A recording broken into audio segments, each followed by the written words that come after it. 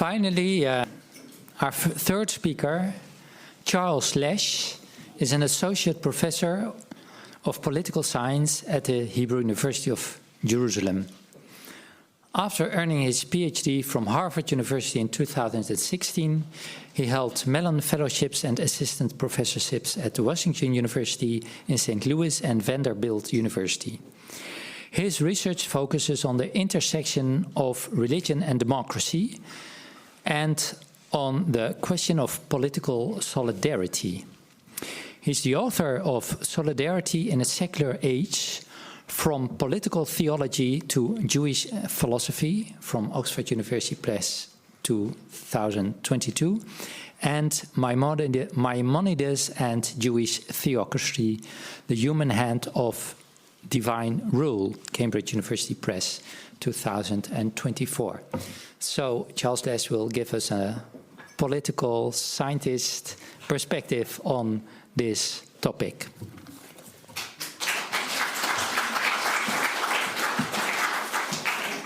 It's already been mentioned that the symposium was originally planned for before October 7th, and it would have been timely even then.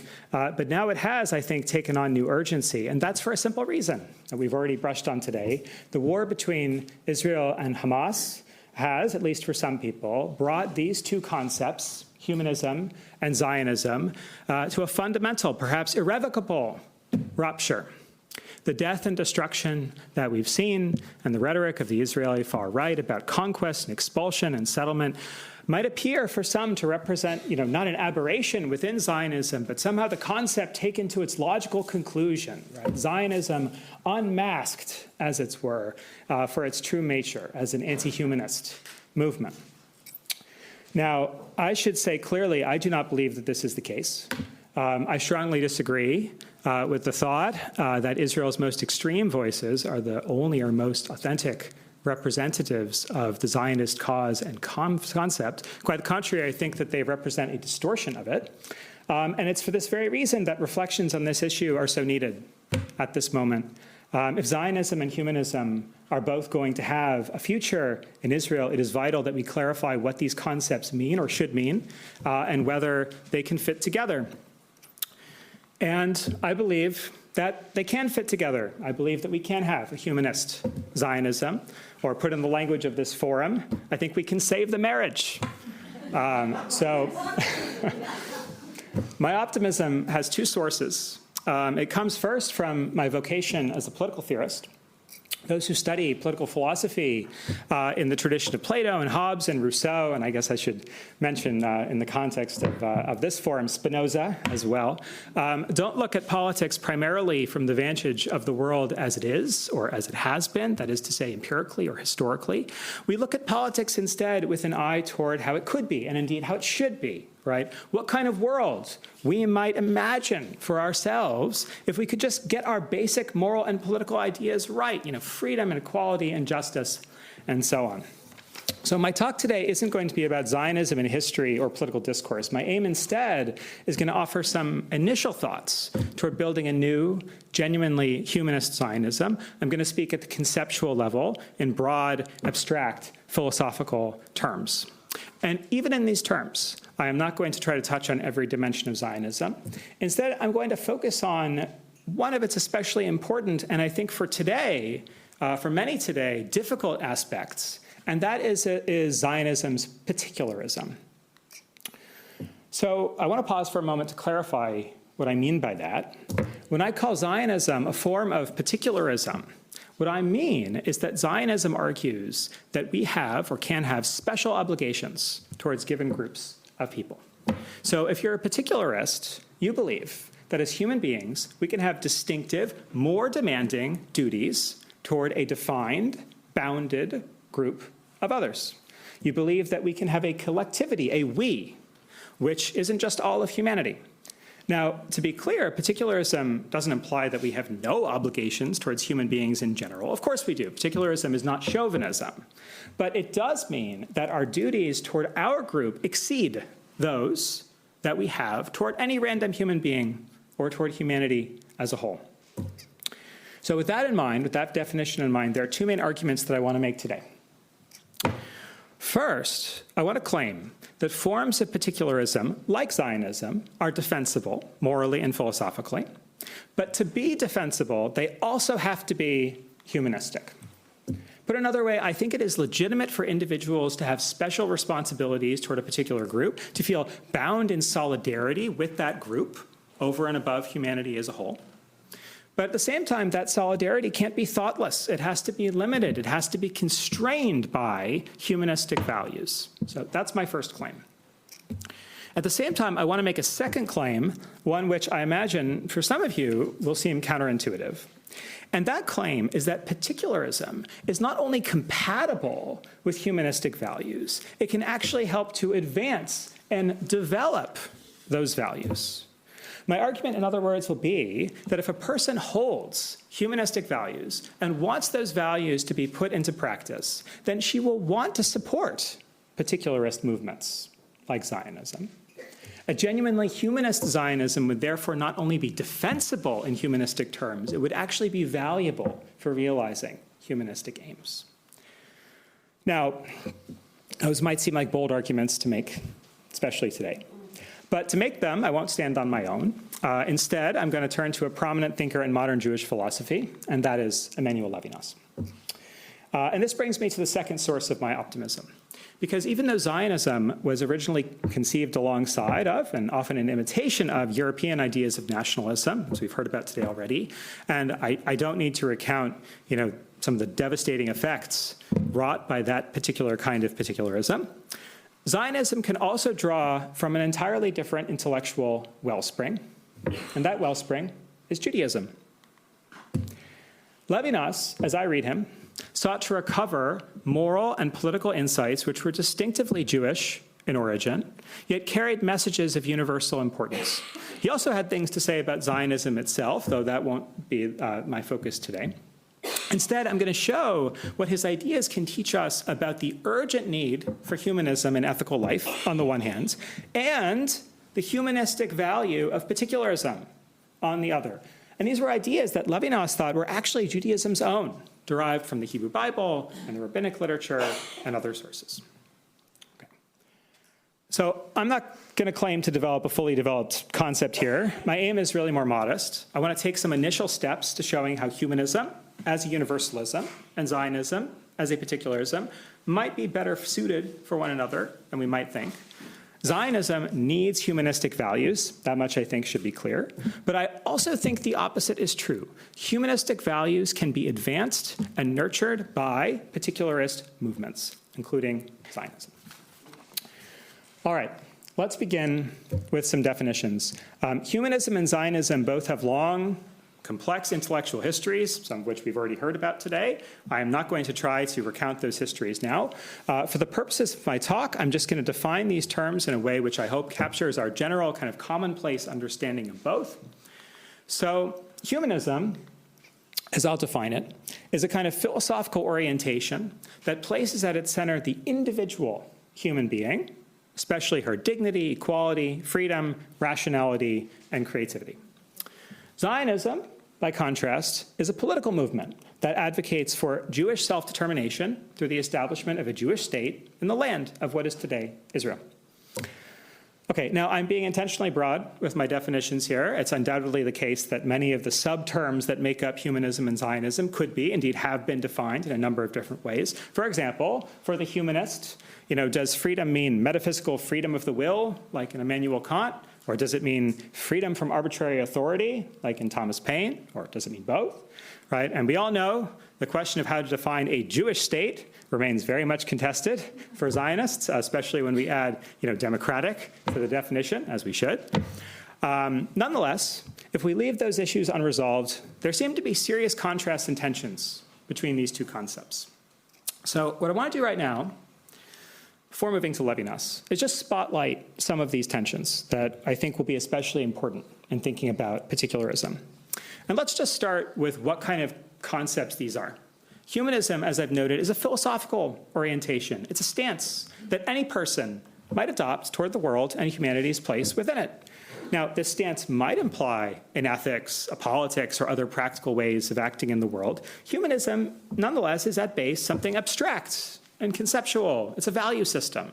And as a value system, the site to which humanism accords chief value, its locus point, as it were, is the individual human being. What interests the humanist, in other words, is the person qua person, the human being taken in isolation from others, without any strings attached, be they historical, cultural, ethnic, religious, national, and so on.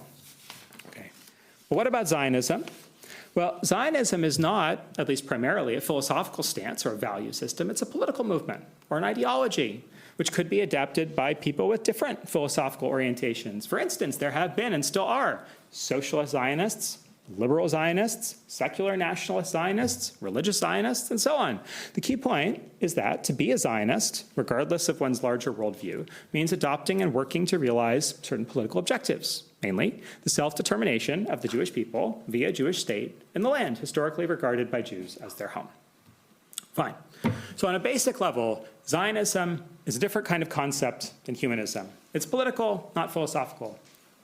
But beyond this, I think we can immediately start to see another dimension where these two concepts clash, or seem to clash. And that is the unit of human life to which they address themselves.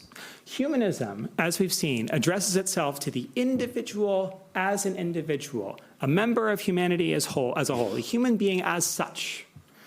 Zionism, by contrast, addresses the human being not in isolation, but by virtue of her membership in or sympathy for a particular group, the Jewish people. That is, Zionism implies the existence and value of a collective, of a we. It affirms and gives value to some set of human beings which is set apart in some way from other human beings. Okay. So, as we can see, humanism and Zionism are not merely different kinds of concepts. They actually represent potentially a conflict between what are seemingly two really distinct ways of thinking about human personhood. Should we think of ourselves essentially as individuals endowed with certain qualities and capacities simply by virtue of our being human? Or, to the contrary, should we conceive of ourselves first and foremost as members of a group with special duties associated with it, indebted to it in some fundamental way for our sense of self? What is the human being really? An I or a we? Okay. It's that question that I want to turn to now by looking at the philosophy of Emmanuel Levinas. And what I want to argue in brief is that Levinas provides us with a path to potentially resolving it. The key thought for Levinas is that we've been making a fundamental mistake about one of these terms, about what one of these terms, the I itself, means. And consequently, for Levinas, the apparent conflict between humanism and Zionism, the dilemma about which should have moral priority, the universal I or the particularistic we, might not be such a conflict after all. So let's start by talking about the I. At least since Marcel Mauss gave his famous lecture on the concept of the person, there's been a kind of common view about Western thought, and that is the extraordinary centrality of the individual within it, right? At least relative to other philosophical and religious systems. The I, in other words, is not merely subsumed into the collective. It has its own distinctive, independent existence. I happen to think this has roots in the Hebrew Bible, but we could also just begin with Socrates and then talk about, say, Augustine, in the confessing self, or Descartes, and I think, therefore I am, or Locke and the individual as rights-bearing, right? Or Kant, of course, as the human being and as an end in himself. I also think we could see, with some amount of anachronism, all of these thinkers as in different ways, and perhaps to different degrees, expressions of humanism. Okay. Now, Levinas's philosophy, too, I think is plainly humanistic. When it comes to his political theory, for instance, he's a proponent of liberal democracy, one which is infused with egalitarian and social democratic elements, and is really designed to nurture exactly those ideals that we've just identified with humanism, the individual's dignity, equality, freedom, rationality, and creativity. Okay. So in one sense, Levinas really fits naturally into the kind of individual-centered tradition of Western thought. But in another sense, Levinas's philosophy paints a picture of the individual which sharply departs from this tradition. Descartes, Locke, Kant, similar thinkers, posit the I as a kind of given. It has a kind of self-contained, self-sustaining existence in the world. For Levinas, by contrast, the I can't be taken for granted. It does not simply exist. In the same way that we are not physically or mentally formed when we're born, we're also not morally and existentially formed, according to Levinas. And so as strange as it might sound, a human being for Levinas is not born with an I. The I has to be created. Levinas describes this creative process by distinguishing between two different ways of referring to the self, the ego, and the I. So the ego, according to Levinas, is how we all begin life. We're self-regarding, we're inwardly focused, we're out for our own interests. The I, by contrast, is something that we only form over time, slowly and with effort.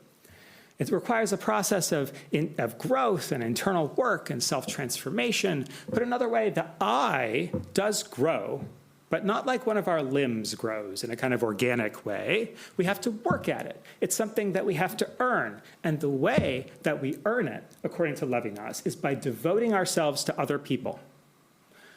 The way that we become a genuine I, in short, is through ethical life.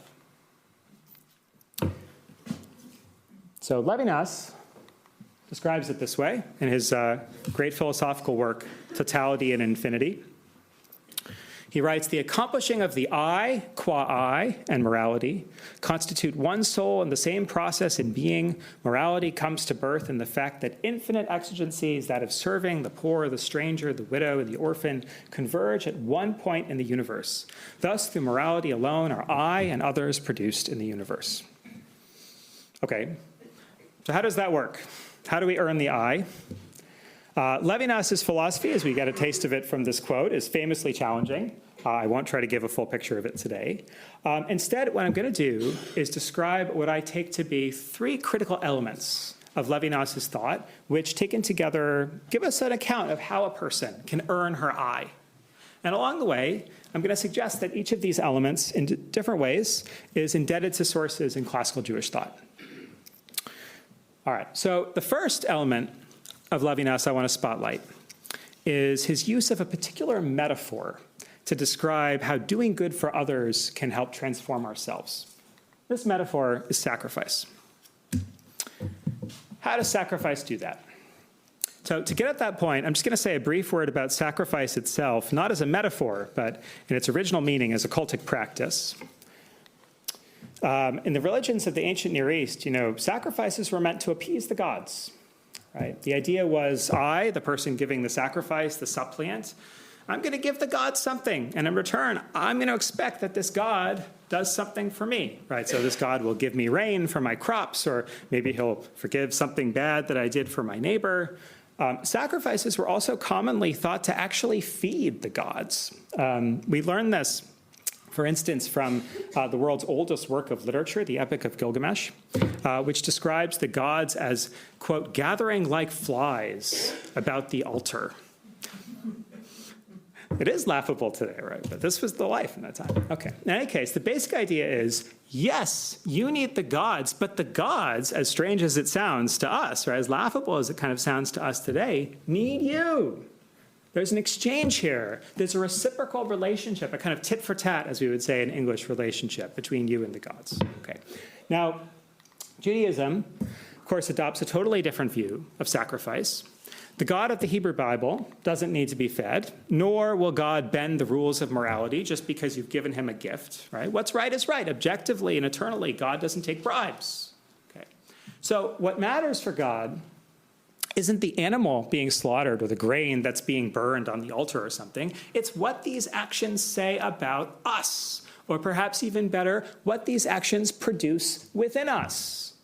Is the person happily eating this offering the same one who made the pilgrimage to give it?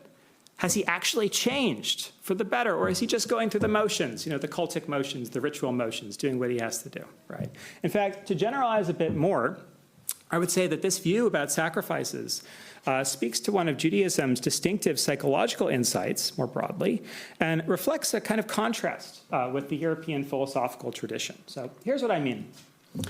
In Western thought, there's a kind of standard account of human agency, which goes like this.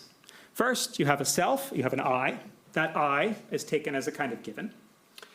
Then that I engages in a kind of deliberation about how to act. Maybe it's a rational deliberation of the kind that we find in Kant, or maybe it's a kind of inner conflict like you see in Plato's Republic, right? Or maybe it's a kind of weighing of emotions like in Rousseau. Whatever, the point is, you have this deliberation, then the deliberation concludes with a decision, and that decision becomes an action. So we have the following map of human subjectivity. The I deliberates, it decides, and then it acts. Okay. Now, what Judaism recognizes is that human agency can also work in the opposite direction. It's not just that the I leads us to act. Our actions lead us back to the I. What we do can make us who we are. This, I think, helps to explain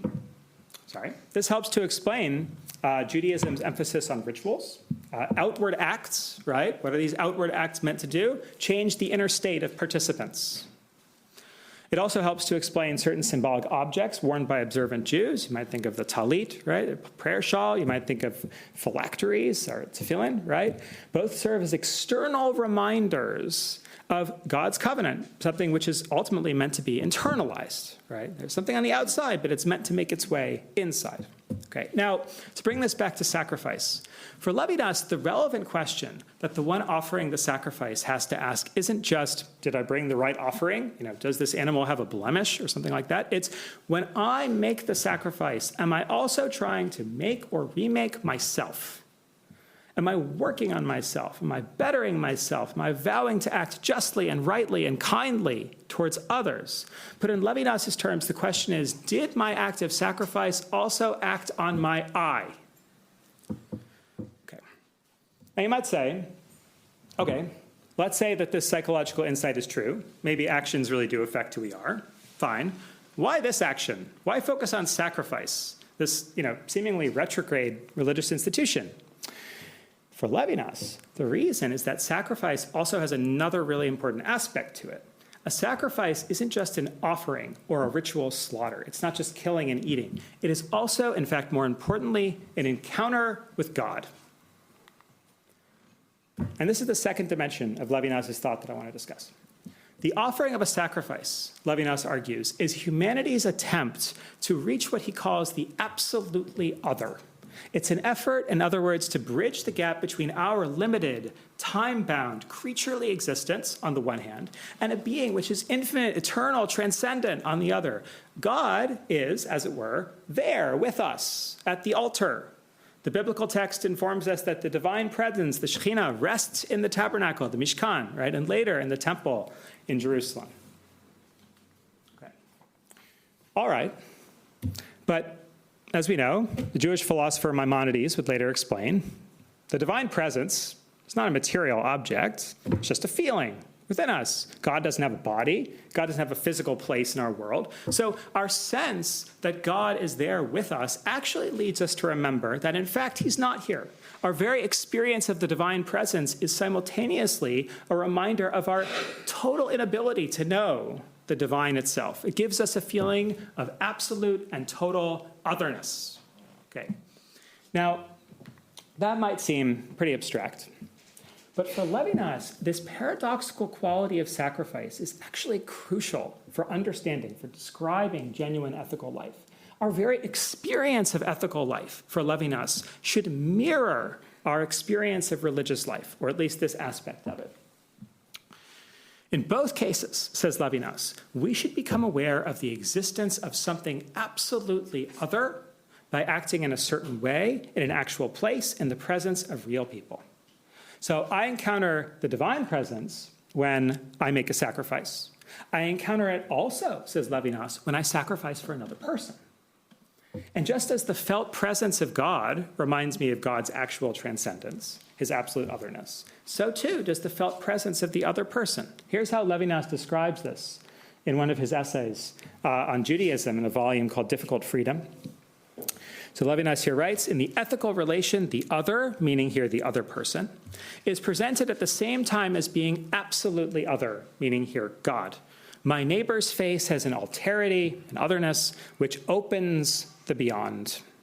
Okay, now again, Levinas's writing is challenging, but here I think we can clearly see his transposition between religious experience and ethical experience, right? The key feature of both of these forms of experience is absolute otherness. When I sacrifice in the temple, I apprehend this otherness in God. When I sacrifice in ethical life, I apprehend this otherness in other human beings. To give to another person, I have to feel that other's real bodily presence. But through this act, I am also driven to apprehend, above and beyond that presence, the existence of a being who is totally and absolutely different than me. Okay, so this takes us to the final element of Levinas's thought that I want to discuss today, and that is the role that this experience of otherness has in how we grow morally as individuals, that is, in how we earn our I. So to see why, I want to look again at the concept of sacrifice briefly.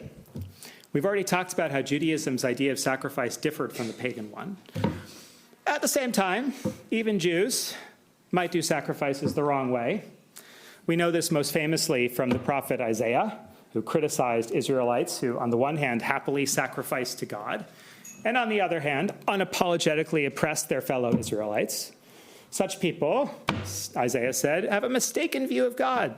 They think of him as a kind of creditor, right? If you go into ethical debt, the reasoning goes, you can kind of make up for it with religious currency, right? So it's like, look, God, I'll give you as many rams, as many sheep as you want. In exchange, just let me keep exploiting my workers, right? That would be a good relationship there, okay? But for Levinas, obviously that's a problem on face, but it's also a deeper problem, or it reflects a deeper problem. The hypocrites, the religious hypocrites that Isaiah describes, aren't just wrong about the kind of God that they serve. They're also not experiencing God in the right way. For the religious hypocrite, Levinas would say, God isn't really transcendent. He's not a source of objective good to which you have to bend your will. He's not something absolutely other. He's just an image of your ego reflected back at you, right? He's whatever you want him to be in order to serve whatever your interests are, your desires. So if you're rich, this is a God who will smile on inequality. You know, if you're a king, he's a God who will bless conquests, and so on and so forth. The true God, by contrast, won't just tell you what you want to hear. He's not an extension of your ego. He'll tell you what's right. That's why Israel's prophets called on the people to fear God, to revere him, to hold him in awe, right? That's a feeling, an experience. To internalize God's message, in other words, you also have to perceive the messenger, experience the messenger in the right way, as totally beyond you, external to you, immune to your interests, right? In Levinas's terms, again, he has to be seen as absolutely other. And the same applies to how we relate to other people. Having the right moral ideas is a good start. But for Levinas, that's not enough. We have to experience ethical life in the right way.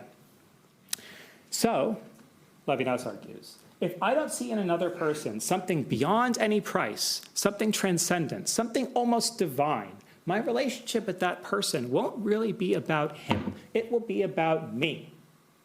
It will reflect what serves my needs. For Levinas, therefore, these kinds of encounters with absolute otherness and the acts of genuine self-sacrifice that accompany them remake the self morally. They transform the self from a mere ego to a fully developed person, to an I. So as we can see, this kind of human being for Levinas doesn't come to us by nature. It has to be earned. And the way that we earn it is through ethical life. Okay. I turned to Levinas in the first place to help us think through what seemed to be a deep tension between humanism and Zionism, and that's over the nature of the human being herself. Is the human being, first and foremost, an individual or the member of a group? Are her qualities indebted to her universal humanity, to her humanness as such? Or do they instead take shape through, a particular subset of it, to which she then has special obligations and responsibilities? Is this person, are all of us, primarily an I or a we? I think we're now in a position to see how Levinas might help us to resolve this tension. And that's by rethinking the nature of the I itself. For Levinas, the I is not just given to us. It's not ours by default. Instead, it's something that we have to earn in ethical life. In other words, if I want to say I, genuinely, I can't do it alone. I also have to say we. And if that's the case, then the apparent conflict between these terms would dissolve. Just as there can't be a we without an I, a group of people without the individuals who make it up, so too there can't be an I without a we. Put another way, in the language of this forum, to have a genuine individual, the human at the heart of humanism, you need others. Okay. But at this point you might say, hold on a minute. There's still an important question here we haven't answered, because Zionism, of course, isn't just ethical life in some general sense. It's also, as we talked about at the beginning, a kind of particularism. Okay? So we actually need to pose our question a little differently. Granted that the I needs a we, does it need a particularist we? Okay. Can't I just act morally toward human beings in general? Why do I need to show special solidarity for a particular set of people? All right, so that brings me to the third and final part of this talk, which is on the implications of Levinas's thought for humanism. And what I'd like to suggest is that in light of Levinas and what we've seen, particularism can be valuable for humanism for three broad reasons. So first of all, particularism usually makes sacrifice for others more effective. That is, I think ethical life often reaches its most advanced forms in the context of defined, bounded communities of people. And this efficacy stems, at least in part, from our moral epistemology. But simply, we're better able to give to other people when we have a robust understanding of their needs and wants, their pasts and pains, their vulnerabilities, right? We should have a sense of their vulnerabilities, who they are. And we're only likely to develop this sense when we know them well. So one way that this might arise is through repeated contact with individuals. Just to give a very concrete example, I know what my neighborhood beggar wants from the store for Shabbat. He doesn't have to come into the store with me or even ask me, both of which can be humiliating. I can just get it for him. I can better honor his dignity because I know him. Now, the vastness and impersonality of contemporary civilization means that we don't usually know the subjects of our generosity personally. Nonetheless, I think the same moral epistemic logic can be applied to charitable organizations in general, and even with certain reservations to the welfare state and similar institutions. Schools or the police or healthcare systems or bureaucracies more generally, I think do a better job when their rules and functions are well matched for the people that they serve. They do a worse job when they're mismatched. Just think about the miserable history of bureaucracies run by empires and colonial powers, for instance. Or even about well-meaning NGOs trying to help parts of the world that they don't fully understand, right? In these cases, particularism gives us, I think, a more effective moral epistemology. Okay. At the same time, I think that particularism is valuable for humanism for a second reason. I think that it makes sacrificing for others more likely. Yes, some human beings are moral saints. They do good for its own sake to everyone. But, and maybe I'm just speaking about myself here, I think most of us aren't.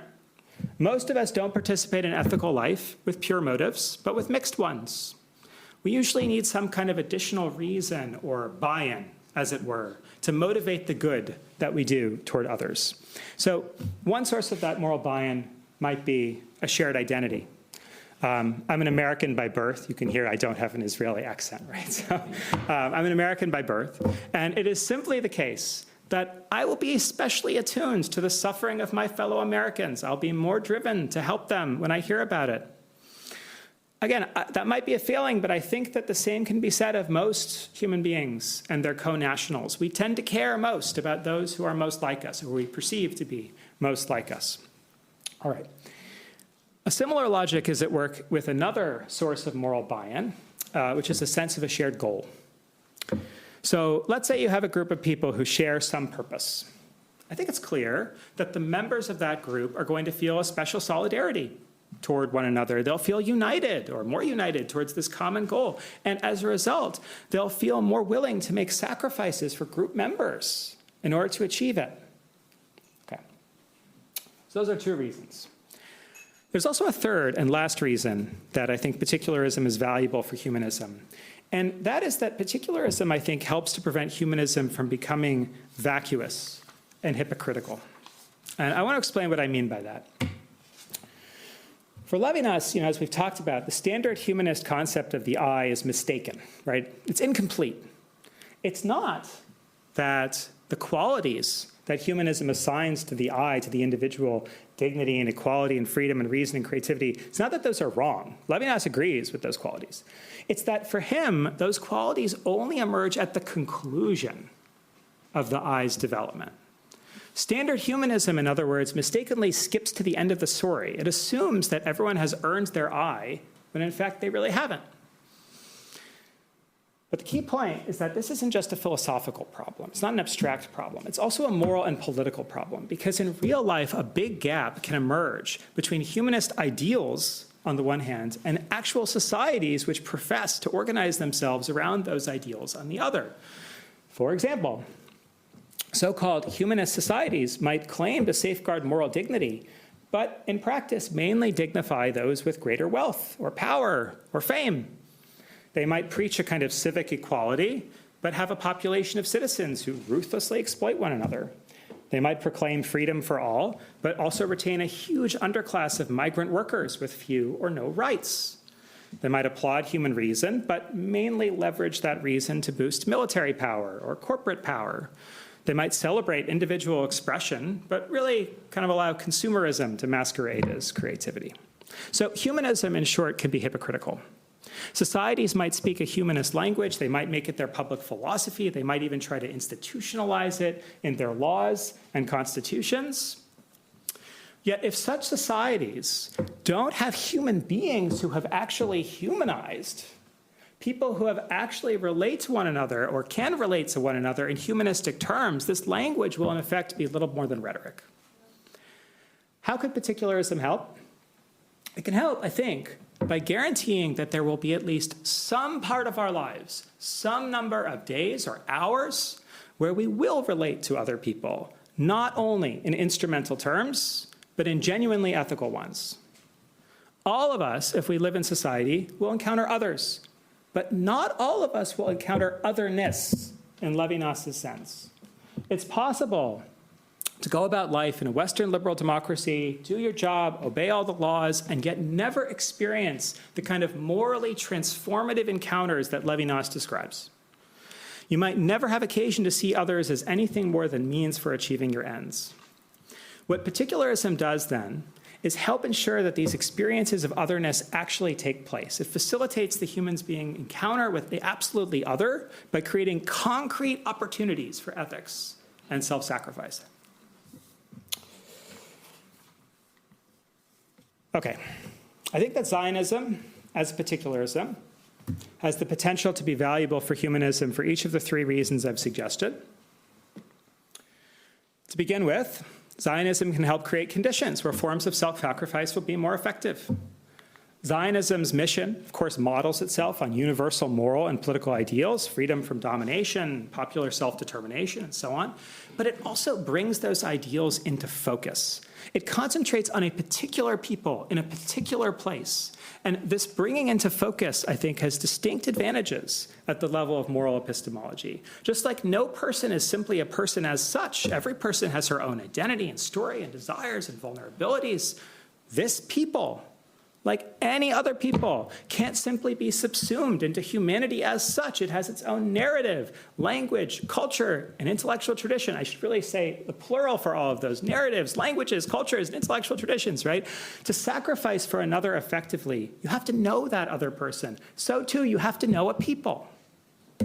Okay, second, Zionism, I think as particularism, creates a context in which sacrifice for others is more likely. The Zionistic we has an identity which does not encompass all of humanity. It is defined, it is circumscribed, and it defines itself in large part by its goal, Jewish self-determination in the land of Israel. Both of these particularistic aspects of Zionism help to motivate self-sacrifice. When a person identifies with a given group of others, she's more likely to act altruistically towards those others. Likewise, when she shares a goal with those others. Okay. Finally, Zionism, I think, can help us to avoid what I've called hypocritical humanism by affording opportunities for concrete ethical life.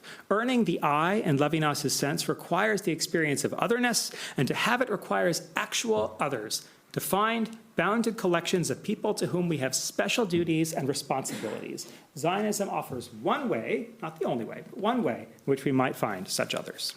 Okay. My focus today has been on Levinas, but I actually think the best expression of these ideas might be in the novelist George Eliot's magnificent book, Daniel Deronda, a text which is often described as Zionist or given the period proto-Zionist, also coming up its 150th anniversary this year. So here is how Eliot describes what happens as Deronda, the protagonist of the book, grows into his Jewish identity. Eliot writes, "It was as if he had found an added soul, his judgment no longer wandering in the mazes of impartial sympathy, but choosing, with that partiality which is man's best strength, the closer fellowship that makes sympathy practical, exchanging that bird's-eye reasonableness which soars to avoid preference and loses all sense of quality for the generous reasonableness of drawing shoulder to shoulder with men of like inheritance." Okay, now I think it should go without saying, just as there can be a dark, hypocritical side to humanism, there can be, has been, and unfortunately continues to be, a dark side to Zionism. So the final point that I want to make today is this. If we want to claim, as I do, that Zionism can be valuable for humanism, it is just as necessary to insist that this Zionism be infused with and restrained by humanistic ideals. Zionism, in other words, can help to advance humanistic aims, but it can't just be any Zionism. It has to itself be a humanistic Zionism. It has to be a Zionism in which Zionist identity is particularistic, but not chauvinistic. And Zionist goals include not only the righteous cause of Jewish self-determination, but the just self-determination of all peoples, everywhere. Let me conclude this way.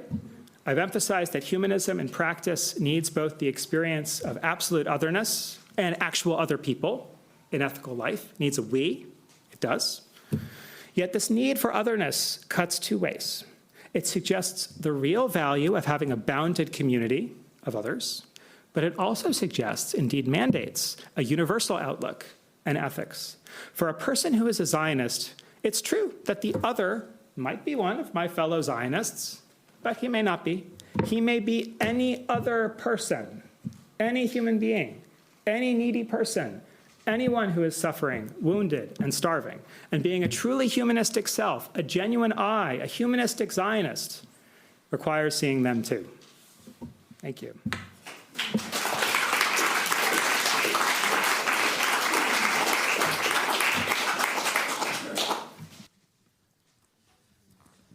Yes, I want to ask you all some questions about your talks, and then maybe also some questions, general questions. And of course, if I'm asking questions to Vivian about Herzl, and you have something to say about it as well, then don't hesitate to interrupt.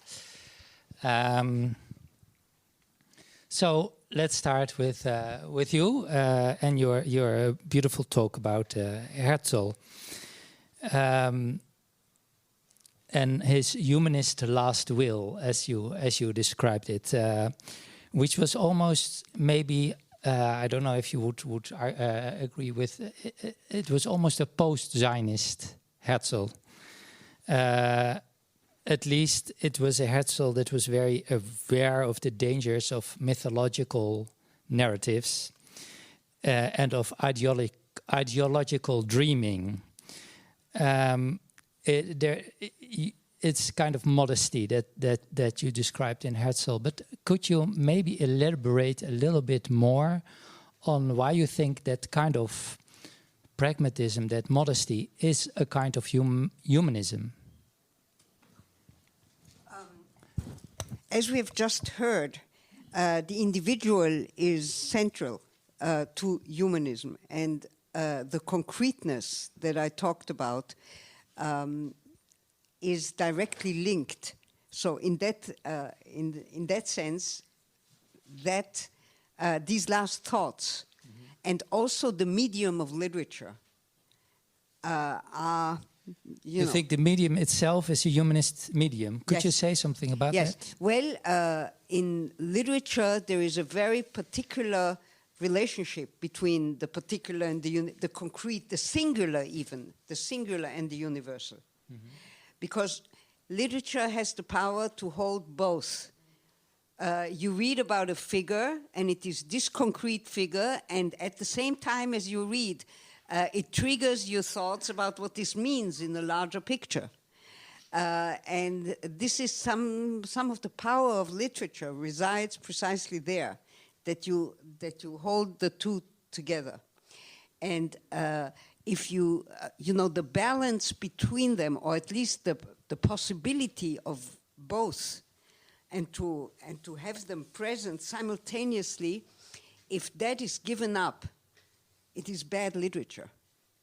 Because if you write something that is only relevant to that very particular fictive individual that does not resonate beyond it, it is meaningless. And if it is only in the service, if literature is only in the service of some kind of universal ideal, then it is not literature anymore. So I think it is inherent to literature to have that relationship between the two. And of course, Zionism was a journalist, but also an author. Is that...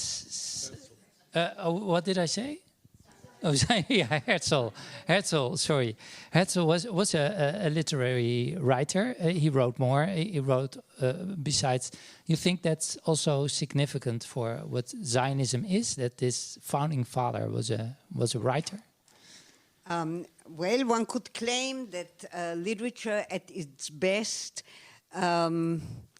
widens our horizons of the possible. And I think that this was certainly the case for Herzl, that he had an imaginary, you said yourself, if it's, you know, a dream. So he does invoke that, but then he said then it is not a dream.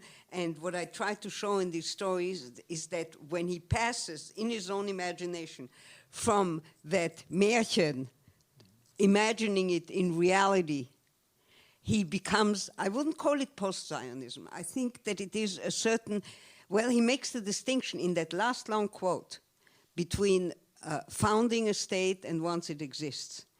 That you do need a vision to found, and once it exists, you have to realize that that heroic gesture and that prophetic gesture has to be tamed and constrained, and that one has to focus on the concrete and on the pragmatic.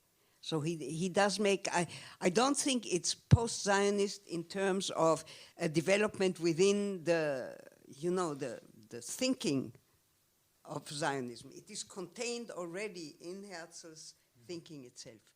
And that's why I talked about this tension between the two that was there from the beginning. And I think that what's happening in Israel today, I think they're both present.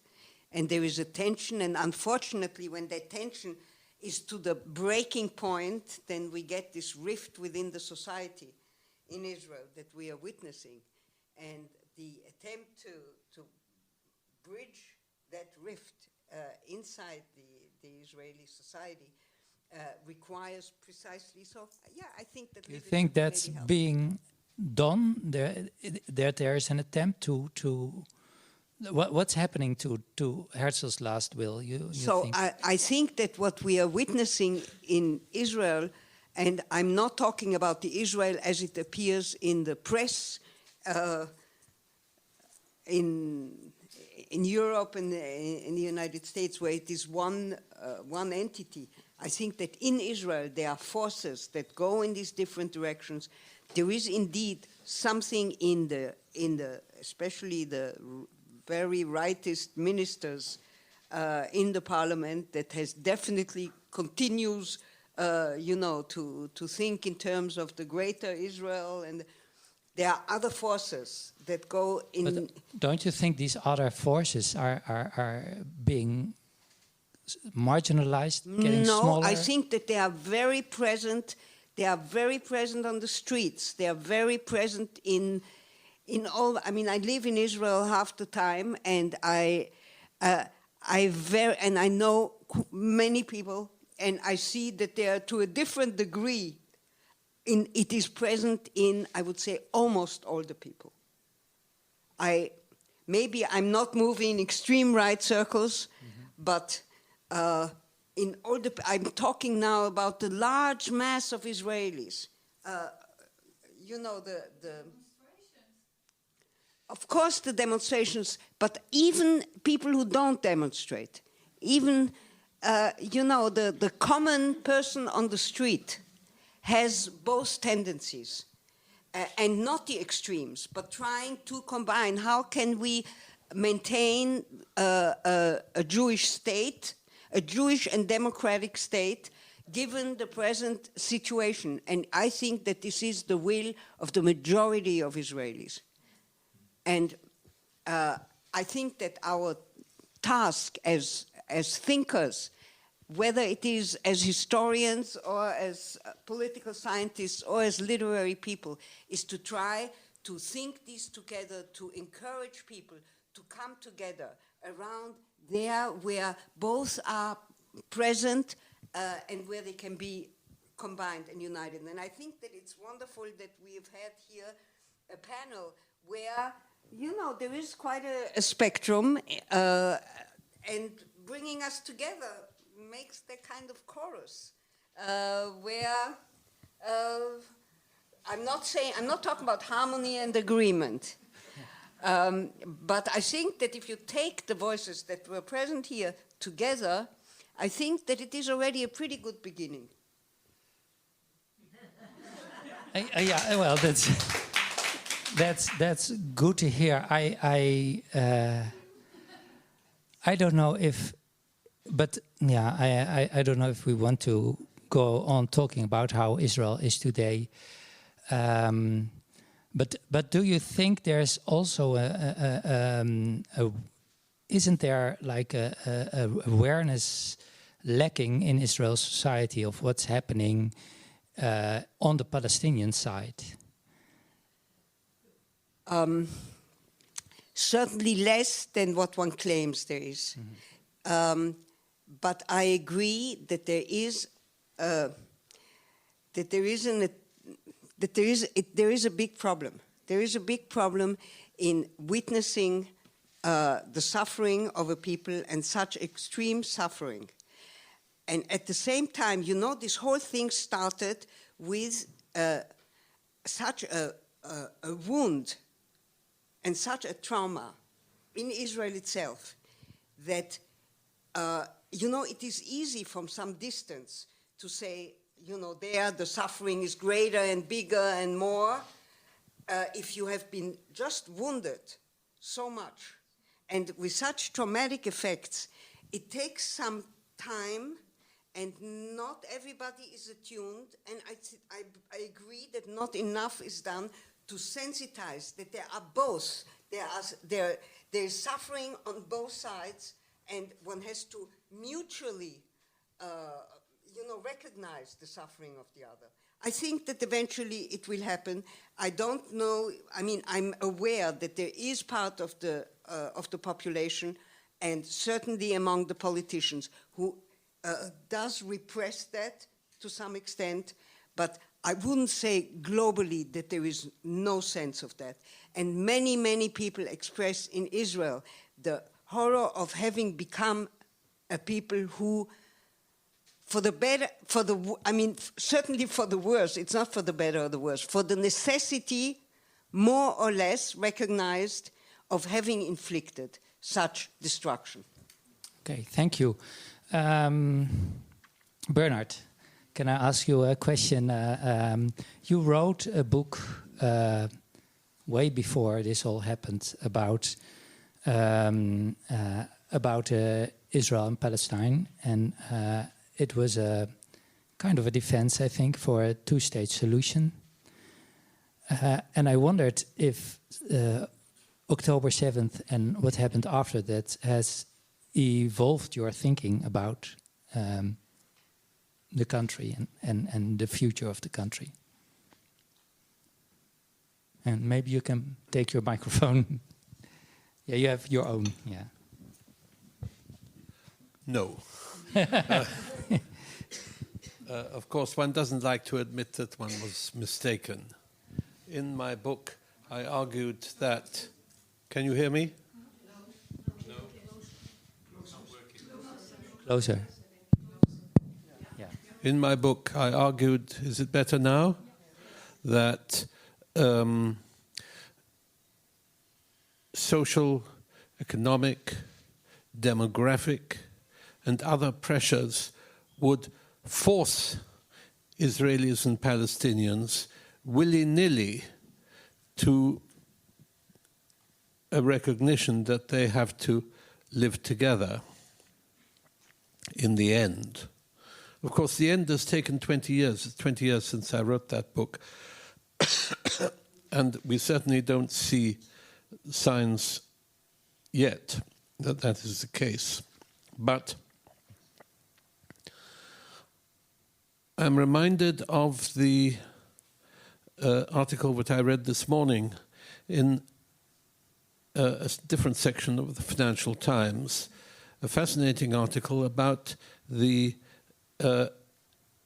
plan by MBS, the dictator of Saudi Arabia, to, is it MBS? Yes, I think so, to build a futuristic city in the desert at a cost of umpteen trillion pounds, dollars, dinars,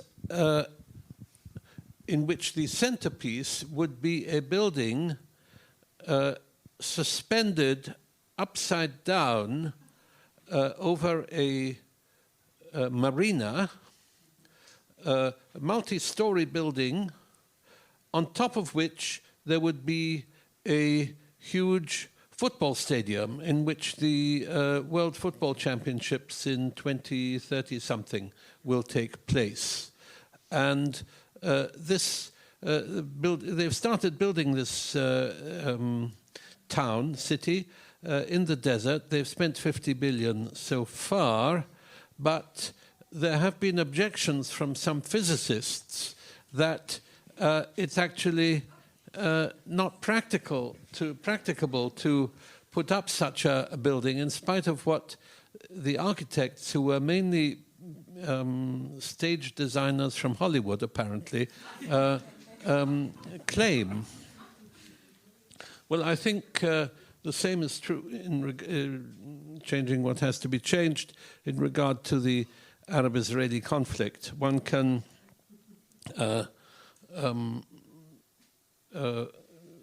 I think basically the situation is still that for Israelis, the current situation, namely the occupation of the West Bank and Gaza, is untenable. And for Palestinian Arabs, the current situation, namely the occupation in particular, is unbearable. And what is untenable and unbearable will not survive in the long run. It survives in the short run, partly because, and here I do not agree with what we just heard from Vivian, because people don't have the right information. My father, in the last words of that statement that I read, used the words, "so long as we have a free press." This is not widely understood outside Israel. There is, for practical purposes, not in Israel a free press. Of course, one can say what one wants if you go out into the public square, and you can publish more or less what you want if you find a publisher. But there is only one newspaper in Israel that opposes government policy, that has any significant readership, and that is Haaretz, with a circulation of about 30,000. As regards the media more generally, the scenes that all of us in this room, I think, have witnessed of the destruction of Gaza have barely been shown on Israeli television. Israeli television is a government-controlled monopoly, and it has simply not shown the destruction of Gaza in any significant sense. And as for other stations, they have been shooed off the air in Israel. The BBC, for example, the president of Israel, who is not a supporter of Netanyahu, denounced the BBC in extraordinary terms as a bunch of liars. And of course, Al Jazeera has been banned from operating at all. Even its reporters have been banned from the West Bank. So media freedom in Israel is not totally restricted in the way that it was in the Soviet Union before Gorbachev, but it is greatly restricted. It's more restricted, for example, than in Hungary, a country where we know that there is no real free press. So given the absence of images of the destruction of Gaza, given the absence in most households in Israel of newspapers that discuss it, of course most Israelis are not sensitized, as they are not, to the suffering of the other, of Palestinian Arabs. Vivian. I just very briefly want to disagree. Not only is there a free press,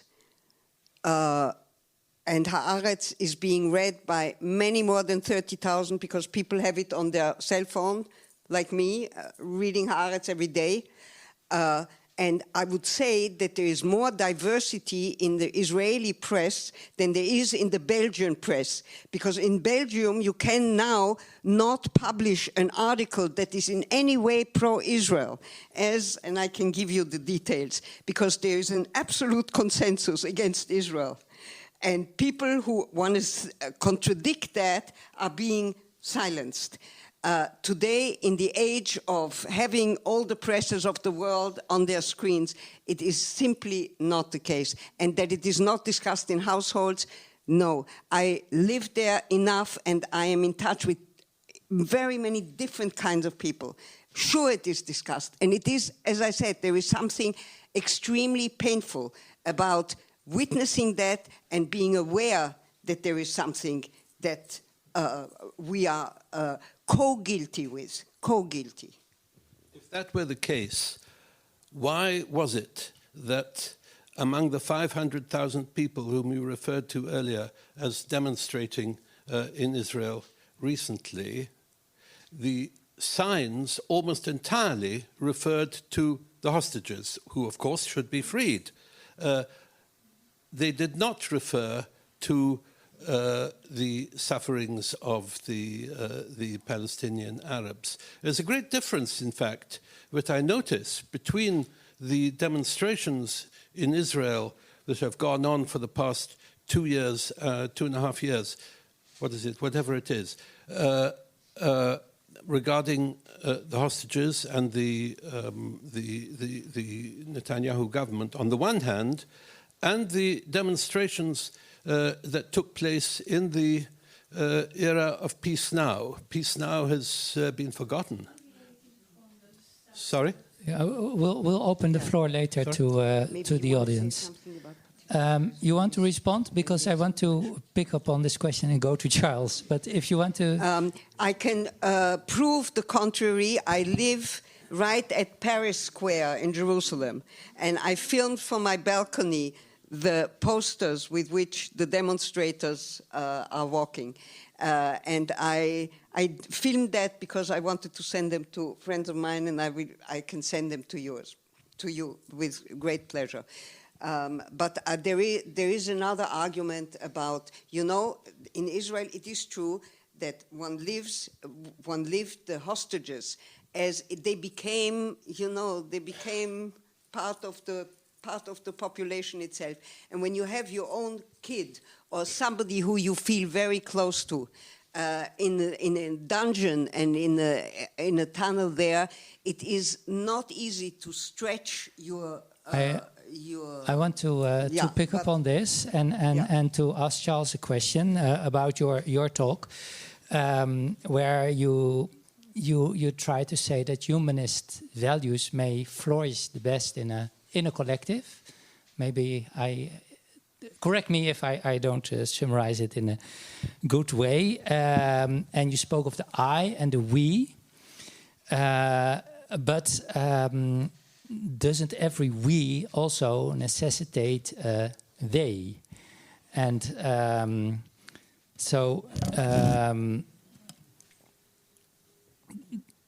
does what I wonder if that what you are telling, that does it really work like that?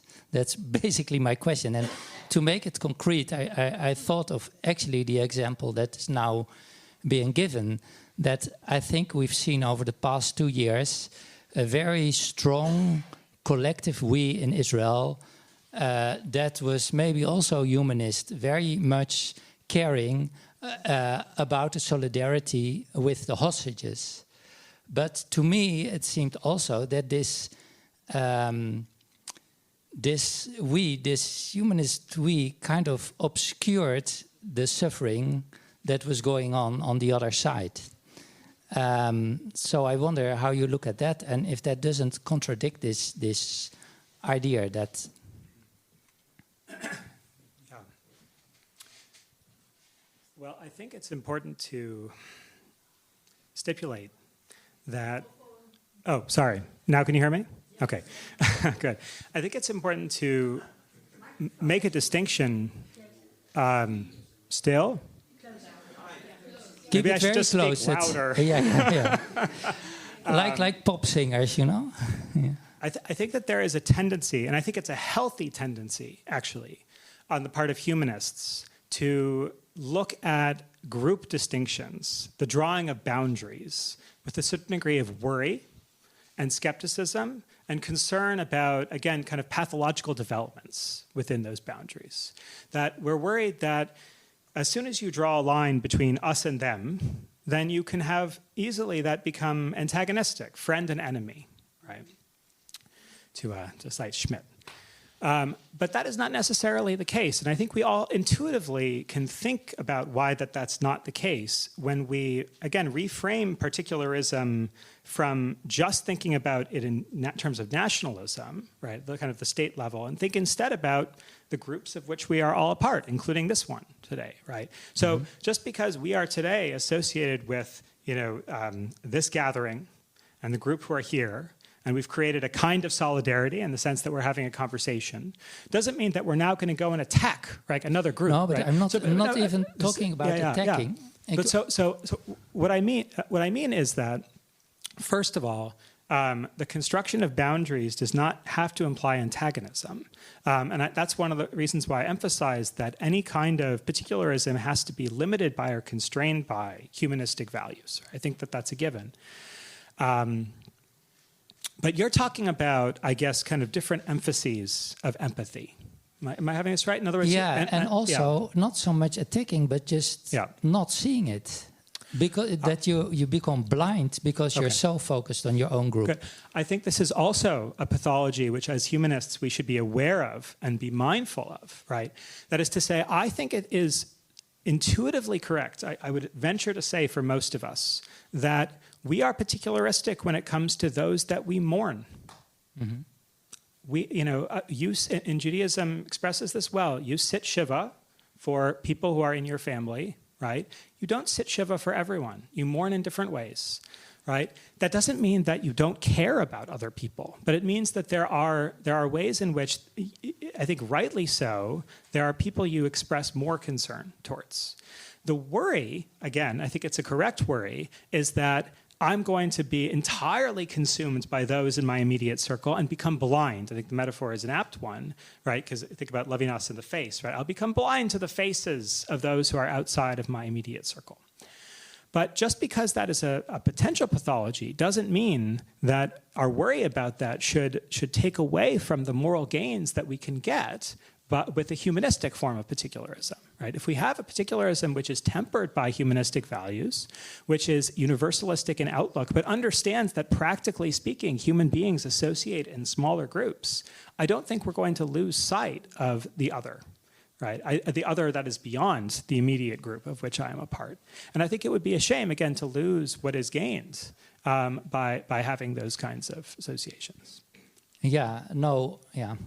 It's beautiful. You want to comment, or? Well, I agree entirely with what you say, but of course we do witness this blindness all around us, and particularly, I'm afraid, in Israel. There is no famine in Gaza. They're stealing all the food. There is no famine there. We've heard that. We hear it again and again and again from the Israeli propaganda machine. Of course, it is a blatant lie. But many, many people have come to believe that. And it's worrying because these lies are being used, of course, to support insupportable policies. Those lies are obviously heinous and should be identified as such. But I'm not certain that they are particular to Israel.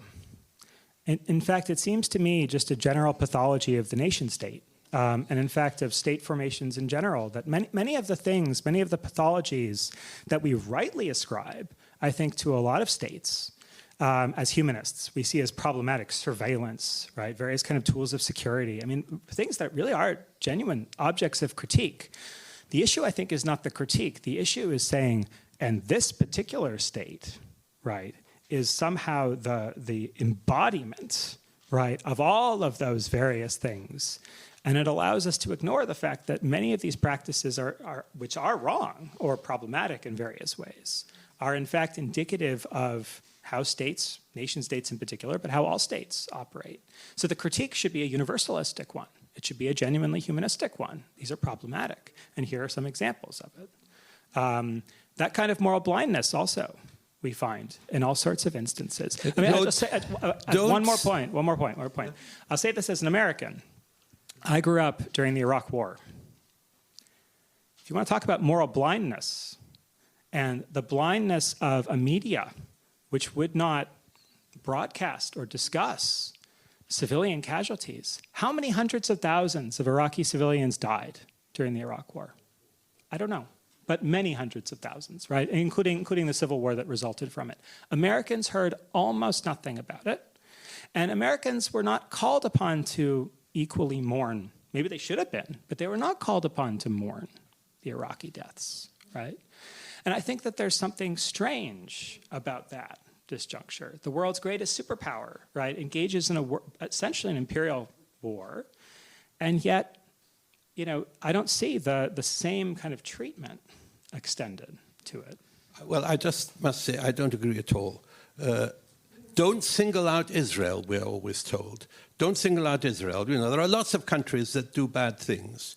Of course, that is a halfway point towards saying, let's take our standard of judgment from the worst rather than the best. And as for the Iraq War, let me remind you that the torture and etc. that was committed by American and British forces in Iraq in places like the Abu Ghraib detention center was exposed by the free press in America. Now think of what's happening this very moment in Israel, where the military, what's her title? Lawyer. The military lawyer in charge of legal affairs in the army leaked information about the torture of Palestinian Arab prisoners in Israel. And what was the result of that? She was driven almost to suicide, literally. She's now at the suicide watch. She was arrested for... Excuse me, this is wrong. Let me finish, and then let me finish. She was driven almost to suicide and is now under suicide watch in prison. She was arrested for the leak But has anybody been arrested for the torture? No. It's not true. Well, how is it not true? But It's a fact. These are facts. For lying and not because of the leak itself. That's a very long story, but the fact is she was arrested not because she leaked, but because she lied about it, and she made lots of her people under her lie about that. Well, that is Investigations. wrong. That's a different story. Wrong, I'm afraid. Lying is not a crime in Israel. Lying in this sense, but she distracted the investigation. Yes, that's what she was arrested for. But the actual torture, nobody is even investigating that. That is the distinction that I'm making with the I will want to pray. get away from these specifics. Maybe one other question to you about Levinas, because, well, maybe to get it back to the history of Zionism. I wondered if this idea that there's humanism in particularism, if that's also present in early Zionist thinkers, because like I think Buber, for example, or is that different? Yeah, okay, microphone again.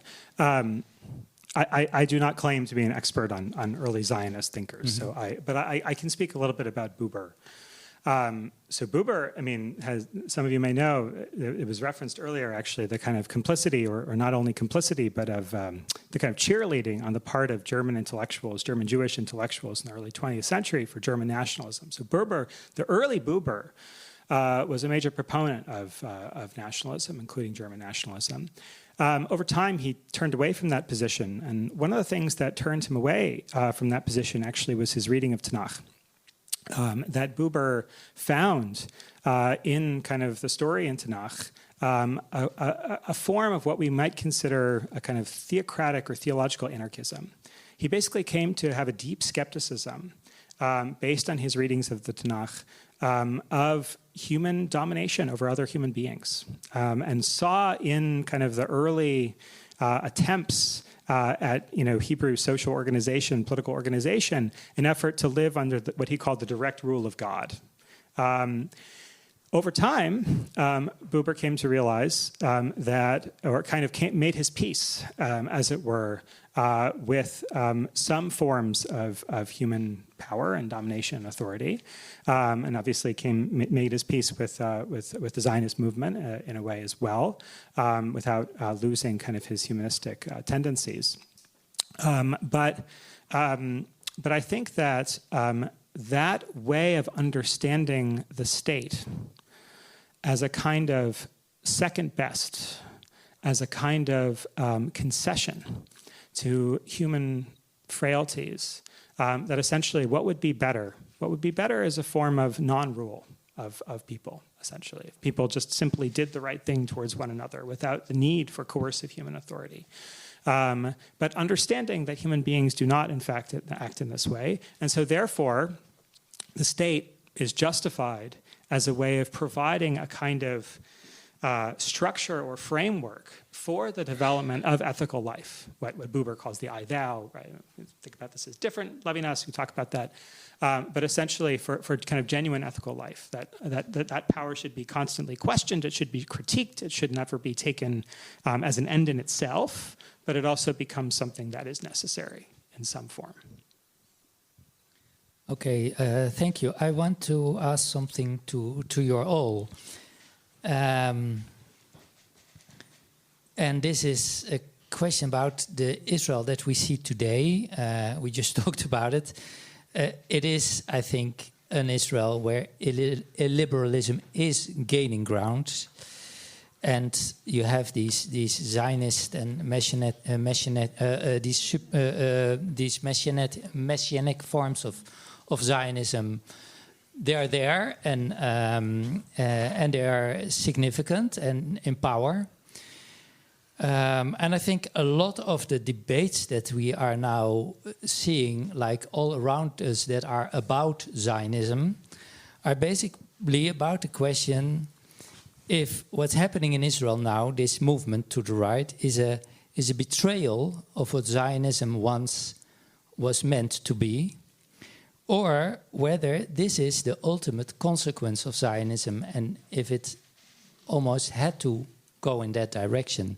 And I wondered what your thoughts were on this. Yeah, so I obviously don't think that concepts work that way. In other words, I think that the premise of the question is that, there's almost this Hegelian notion that we have this concept and it unfolds over the course of history, and that this is like the fullest realization of that concept, so that Zionism in embryo, as it were, was always going to lead in this kind of messianic direction. But you agree this is something that like the anti-Zionist camp and all the protesters, that's how they think? I think that's a mistake. I think that that almost any political concept, normative political concept, can be distorted, misused for various ideological ends. That doesn't mean that the concept itself is rotten. Sometimes it does. There are certain concepts which are simply bad, normatively speaking. There are other concepts, though, that I think we need to be careful about. Liberalism is one of them. I actually take some issue with the way that you posed the kind of earlier the characterization of liberal imperialism as a cognitive dissonance. The reason is that Mill himself was an imperialist, right? So in fact, Mill saw this, or an advocate of the civilizing process, right? Civilizing mission. So there was a way in which Mill, and I think quite coherently, believed that this was an extension, a logical extension of his philosophy. Right? Now, we might then come along and say, well, that's not what liberalism should be. And I agree, that's not what liberalism should be. But it is one manifestation, one possible manifestation of what it could be, right? Likewise with Zionism. Zionism can be adopted in certain religious circles in this kind of messianic, very destructive direction. And the task of humanists should be to come along and say, that's not the right Zionism. Right? Not that Zionism itself is flawed, not that having special obligations towards a given group of people or the self-determination rights of a given group of people are somehow mistaken in their core, but that this particular way of actualizing those rights, this particular way of unfolding Zionism is wrong. Thank you. Yeah. They had a... Or Vivian, yeah? Sorry. If Zionism is understood as the desire for the Jewish people for self-determination, and a state was created. And let's just imagine that that state was not threatened, could develop and become a normal state like any other. The very idea of Zionism would dissolve into just being a state. Now, the very fact that one has to discuss Zionism has something to do with Israel that has to continuously defend its right to exist. If it wouldn't have to defend its right to exist and just live, it has to defend its right to exist as a Jewish state. Yes, right. Yes. Exactly. So by now, if it would not be threatened as it can be a Jewish state that treats its minorities properly with equal rights, and there is definitely the possibility and the potential within Israel as a Jewish democratic state to do that. And therefore, if it is not questioned, then the Zionism almost, becomes irrelevant. It just becomes a state that has to be run properly. And I am optimistic enough to believe that eventually this is going to happen. Bernard? There was, in the history of communism, a point at which a phrase became current. Oddly enough, in East Germany, it was called real existing socialism. Real existing socialism. Now, I think if we translate that to the sphere we're talking about and look at real existing Zionism, there is an undeniable progression, whether it's good or bad, whether it's a distortion or an inevitable outcome, really is secondary. The point is, it is undeniable that Zionism began, and in this it had some relationship with the sort of vague humanism that I talked about earlier. It began as a revolt against the authority of the rabbis. Most Zionists, for instance, at the first Zionist Congress, and the second, and the third, and all the Zionist Congresses up to 1914 at least, were not religious. And most religious Jews, and I'm not just talking about the black coats, but most Jews who thought of themselves as religious were not followers of the Zionist movement at that stage. Now we have a very different world in which most, not all, but most religious Jews are Zionists. Not all, not the Satmar Hasidim, but most religious Jews are Zionists, and most non-Zionist Jews, or Jews who have some arrière-pensée about Zionism, are secular Jews. There's been a very dramatic change. It came about, one can go into the reasons for it, after the Shoah and after the 1967 war. But that it has happened is undeniable. Within Israel or in the worldwide? Well, I think worldwide. If you look at New York, look at the recent election in New York. A very substantial part of the Jewish population of New York, Jewish voters, not a majority, but it's estimated that 1/3 of the Jewish voters in the municipal election in New York last week voted for Mr. Mandani, who is an anti-Zionist. He was roundly denounced and condemned by every possible Zionist and Jewish leader, but he was nevertheless in receipt of 1/3 of the Jewish votes in New York, and that's a remarkable fact, which... Charles, you want to say something? Yeah, we'll go to... I want to give the word to Charles, okay? No, I don't want to interrupt. Oh, okay. Sorry, yeah. I didn't want to cut you off, I'm sorry. But it's a contrast, because within Israel, people like Yair Lapid and the people who remembered Rabin, and I saw sign Rabin Tzedek, they are very much from the secular Zionist core and origin, and what you talked about, what you want it to be the future too. And if you have in Israel religious Zionists that refuse to serve in the army, they expect the other ones to do that.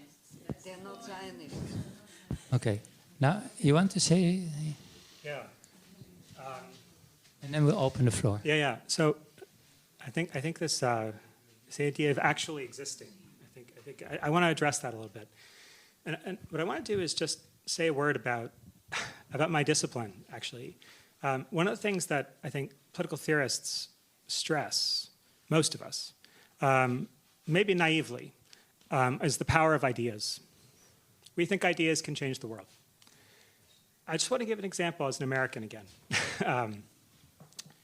If you were to parachute into the United States in 1855, and you were to try to define what is actually existing Americanness, actually existing Americanness would require the most brutal chattel slavery of millions of blacks, right? That's actually existing Americanness, circa 1855. That's the reality. One of the things that a number of thinkers, but two in particular, Abraham Lincoln and Frederick Douglass, did at that time was say, yes, this is Americanness as it exists today in practice, but it is not how Americanness has to be. And what they did is they looked back to America's founding documents, in particular the Declaration of Independence, which had actually lain kind of dormant. It's less known, but people weren't really reading the Declaration of Independence for the first few centuries of America's history. And what Lincoln found were universal moral and political ideals. the rights of human beings, right? That all are created equal, right? Now, those rights, of course, were violated in practice. Actually existing America had very little to do with those rights. But what Lincoln did in the crucible of the American Civil War, of course, was make that the source of American identity. And I will make the claim that over time, things have improved. They are not perfect, but they have improved markedly in the United States since that time. As a result of that, he took this notion of Americanness and reinvented it, not by importing something from elsewhere, but by looking to America's own texts and America's own ideas. Israel has ample resources with which to do that, both secular and religious. The founding documents of the State of Israel, which during the pro-democracy protests became these massive banners, right? What's that? Yeah, yeah.